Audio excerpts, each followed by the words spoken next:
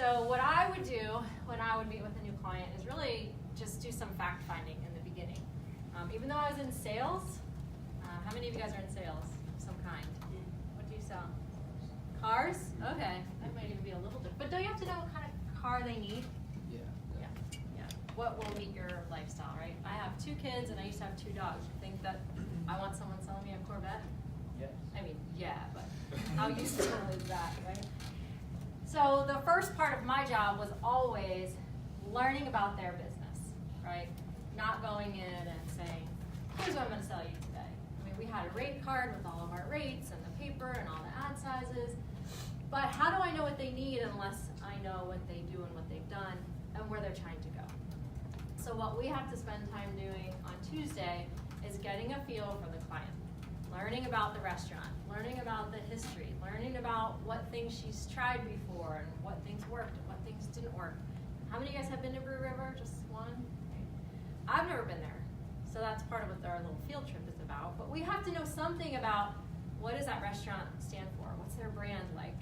What does she want you to feel as a customer when you go in there and eat and leave? Right? It's all part of the experience. So the important parts of learning about a business is where have you been? Right? So it's kind of like the past, present, and future. Where have you been? Have you guys done a situation analysis before in other classes? In principles, you may not have really, but other marketing classes. Where have you been? What's your current situation? What's good, what's bad? And where do you want to go? Right? What's down the road? So this is a time for you guys to sit down, brainstorm together, and start writing out specific questions that will address those things. Okay? Don't worry about it if you've only had marketing principles. That's enough for now. Okay?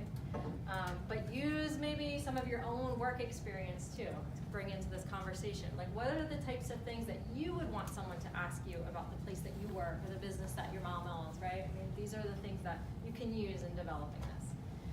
And Matt can tell us a little bit about what he does when he onboards, but we don't want to give it all away. We want you guys to kind of generate this stuff on your own, okay? And then we can help kind of fill in the gaps, okay? So we're going to spend probably 30 to 40 minutes on that, and then get together as a class at the end, and each group is going to talk about what they came up with. Sound good? Can I give them like 2 minutes on Yes. that? Turn this around. It's funny, I go from Coleraine Chamber of Commerce talking to adults to now college, talking to the people that are going to shape the future. They're adults too, Adults, Matt. young adults. So what Bridge is talking about, the needs analysis, is something that people in my profession screw up royally. Most marketing people go into businesses with something to sell.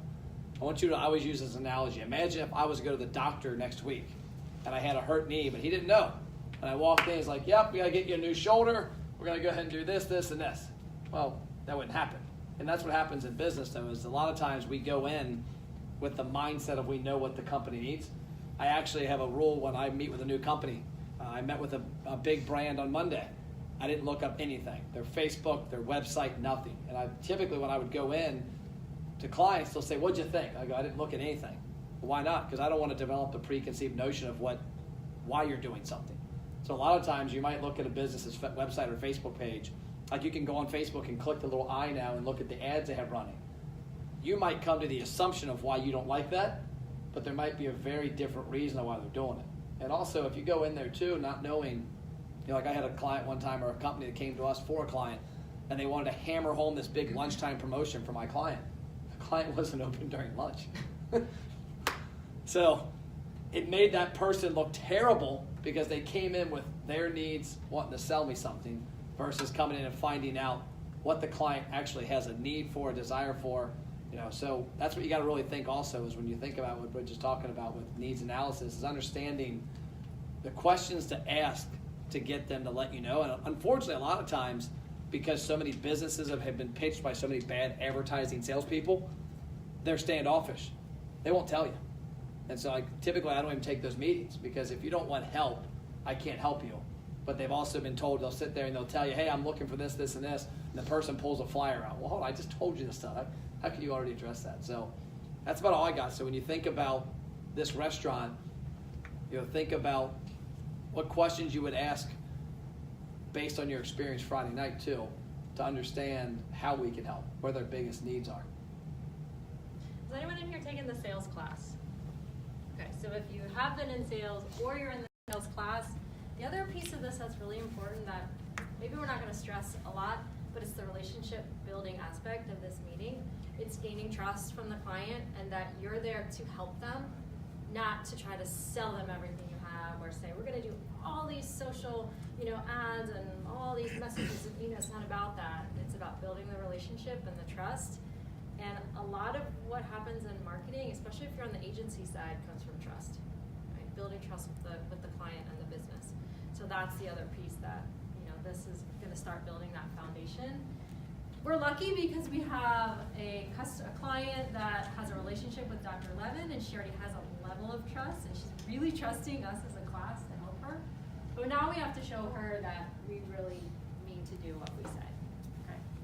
So with that, you guys can go off, and we'll walk around and help you or answer questions if you have them. But keep in mind, I don't know a lot about this restaurant yet either.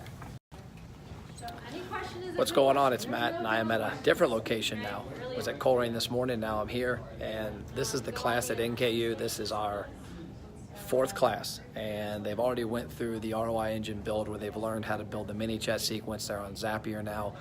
And next Tuesday, the restaurant owner, we have a restaurant brewery in Cincinnati that is agreed to be the client that we're going to run the marketing for this whole semester. And we've got a pretty good plan laid out, but tomorrow night, tomorrow night the class is going to the restaurant to try it out, and then next week the client is coming in, and part of today's lesson is for them to understand the conversation we need to have with the restaurant on Tuesday to understand her needs and desires, what business she wants to grow, what she doesn't want to grow, what day parts, what days, what menu items, what's the messaging behind the ads we need to have to create the right online reputation and to get the right people in. So that's where we're at. They're going to break into groups. That's all we got for today. See you around.